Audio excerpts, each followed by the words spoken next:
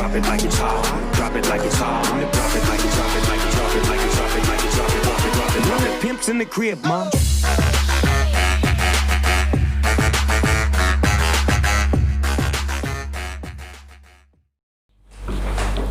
हाँ जी दोस्तों, स्वागत है आपका इस सीरीज की लास्ट वीडियो में, जहां पर हम पूरे प्रिंसिपल को ना कवर कर रहे हैं। तो बिना किसी टाइम को खराब करते हुए चलिए हम ना शुरू करते हैं। जैसे कि अभी आप देख पा रहे होंगे, आपका जो लास्ट टॉपिक है वो है अकाउंटिंग कन्वेंशंस। क्या है अकाउंटिंग कन्वेंशंस? अब ना दोस्तों एक छोटा सा वर्ड बताता हूँ, उसको याद रखिएगा, गाइड।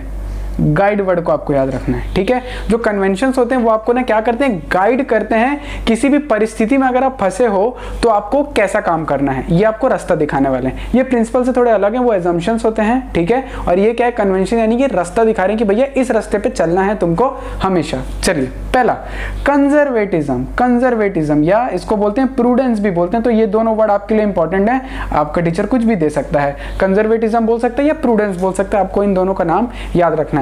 इनको आप कौन से नाम से याद रखेंगे? इनको आप याद रखेंगे कंजूस,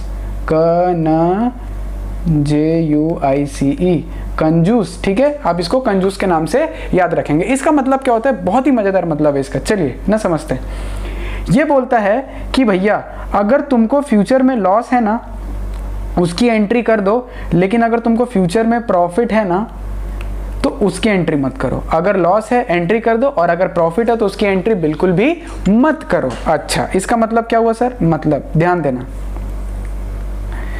तुम्हारी गर्लफ्रेंड का बर्थडे, तुम्हारी गर्लफ्रेंड का बर्थडे है 3 महीने बाद, तुम्हारी गर्लफ्रेंड का बर्थडे है 3 महीने बाद। तुमको पता है कि फ्यूचर में लॉस है। क्या है तुम्हारे लिए? फ्यूचर में लॉस है मेरे भाई। अब तुम्हारे लिए फ्यूचर में लॉस है तो तुम आज से ना क्या कर दोगे, उसके लिए सेविंग करना शुरू कर दोगे।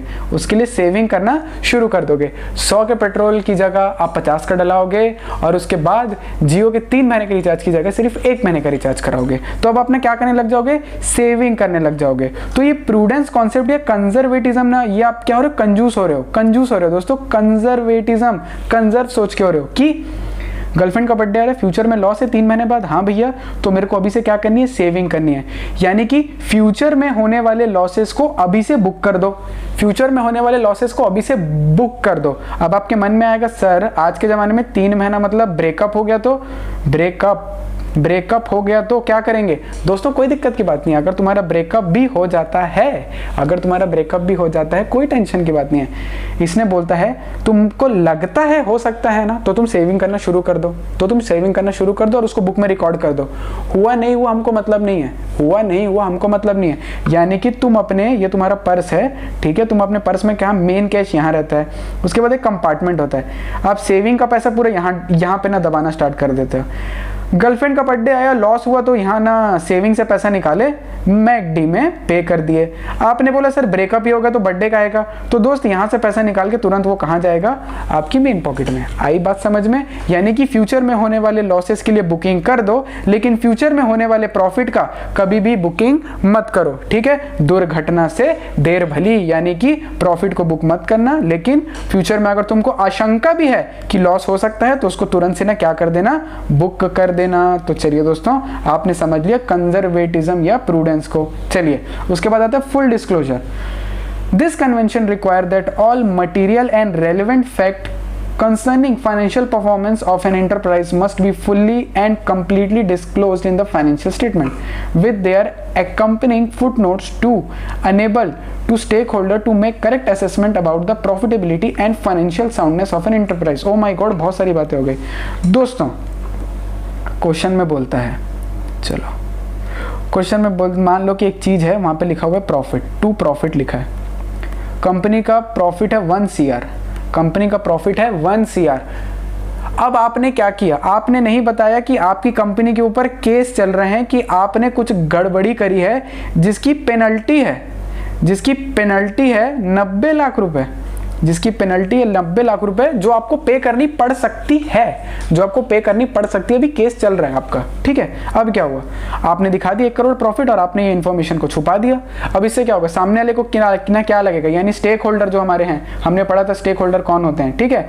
स्टेक होल्डर को ना क्या चीज लगेगी, अरे वाह कंपनी तो 1 करोड़ रुपए कमा रही है, लेकिन आपने ये रेलिवेंट मटीरियल मतलब बहुत इंपॉर्टेंट इन्फॉर्मेशन आपने छुपा ली। फ्यूचर में अगर तुम्हारे ऊपर इसका ना डंडा पड़ गया, कोर्ट का डंडा पड़ गया, तो क्या होगा दोस्त, न चल गया तुम्हारे ऊपर ना बम्बू, बस वही बात है। यानी कि जितनी भी इंपॉर्टेंट इंफॉर्मेशन है जिससे स्टेक होल्डर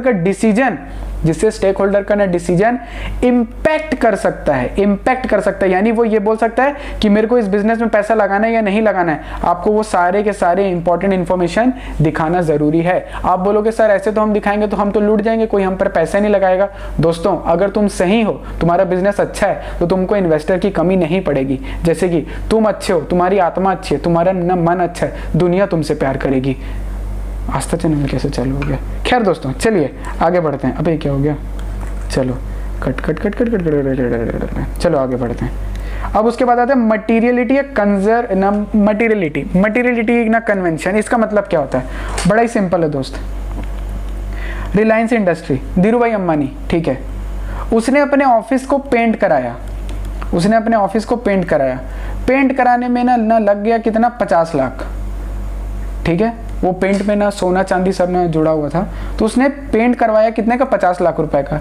अब दोस्त जो रिलायंस कंपनी है वो कितने तो लाख करोड़ रुपए की है, कई लाख करोड़ रुपए की कंपनी है। तो दोस्तों अगर तुम सागर में से 1 लोटा पानी निकाल भी लोगे तो ना लोटे को कुछ फर्क पड़ेगा क्या, मतलब सागर को कुछ फर्क पड़ेगा क्या, बिल्कुल नहीं पड़ेगा सर।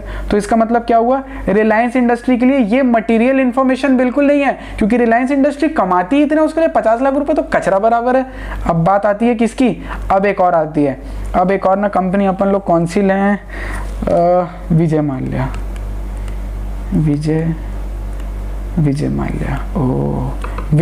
आप ना जानते हो इसकी तो पूरी धनिया बोआ चुकी है, ठीक है। इस बंदे ने अपने ऑफिस में 50 लाख का पेंट करा लिया, ओके।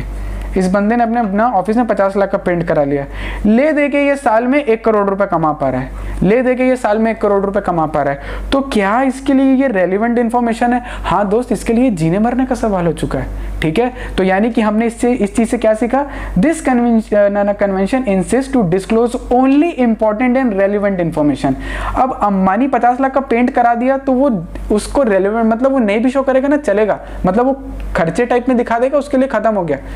लेकिन विजय माल्या के लिए इसको बहुत बड़ा खर्च है ये भैया, 50 लाख मतलब तेरी कमाई का आधा, तो उसके लिए तो इंपॉर्टेंट है, ठीक है। While preparing financial statement, an item as a part of financial statement should be considered as material significant, material मतलब इंपॉर्टेंट, ठीक है, मटीरियल मतलब important if the knowledge of that item could affect decision of the user of financial statement such as to invest or not to invest in a particular firm। अब अंबानी 50 लाख का firm में अपनी office में paint करा, लोग बोलेंगे वाह अंबानी जी वाह, 50 लाख का पेंट करा दिया, मजा आ गया। और विजय माल्या अगर 50 लाख का पेंट करा ले तो बोलेंगे हे चुतिया तू क्या किया। आई बात समझ में दोस्तों, ये बात है। तो फर्म टू फर्म ने डिपेंड करता है कि उनके लिए वो इन्फॉर्मेशन रेलिवेंट है या नहीं है। चलिए दोस्तों आखिरी हमारा पॉइंट आता है क्या, अकाउंटिंग प्रैक्टिस कन्वेंशन। ना दोस्तों कभी कभी कुछ फर्म्स ऐसी होती है जो बहुत यूनिक होती हैं, यानी कि वो नॉर्मल हमारी अकाउंटिंग कन्वेंशंस ना प्रिंसिपल या जीएपी को फॉलो नहीं कर पाती या पार्टली फॉलो करती हैं ना। जैसे कि एक एग्जांपल लेते हैं स्पेसएक्स एक ना कंपनी आप ना जानते हैं, ये एक हट के कंपनी, एक हट के बिजनेस है, तो इनका जो अकाउंटिंग होता है ये थोड़ा सा अलग होता है, जैसे एज कंपेयर टू नॉर्मल हम ना कर रहे हैं, इससे थोड़ा सा हट के होता है इनका अकाउंटिंग। तो बस दोस्तों यही थी आपकी सारी ना पूरी की पूरी क्लासेस। होप सो आपको बहुत ज़्यादा मज़ा आया होगा इन क्लासेस में। तो मिलते हैं आपसे अगली क्लास में, अगले टॉपिक में कुछ और अच्छी अच्छी बातें लेके आएंगे। तब तक के लिए stay motivated, stay positive, take care.